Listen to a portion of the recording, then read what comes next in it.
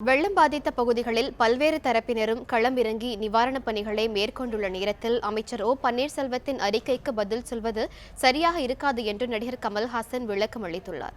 இது தொடர்பாக அவர் வெளியிட்டுள்ள அறிக்கையில் தமிழகத்தில் நிகழ்ந்துள்ள வெள்ள பாதிப்புகள் மற்றும் தாம் கட்டிய வரிப்பணம் என்ன ஆயிற்று என்று ஊடகங்களுக்கு பேட்டி எதுவும் அளிக்கவில்லை என்று தெரிவித்துள்ளார்.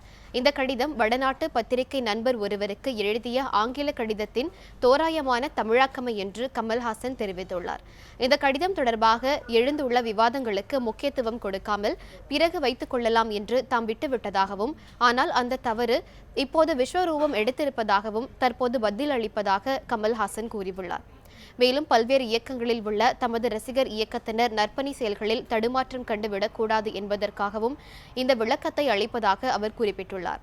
மேலும் தாம் சொன்னதாக சொல்லப்பட்ட வார்த்தைகள் யார் மனதையும் புண்படுத்தி இருந்தால் அவர்களிடம் மன்னிப்பு கேட்க கடமைப்பட்டிருப்பதாகவும் கமல்ஹாசன் தெரிவித்துள்ளார்.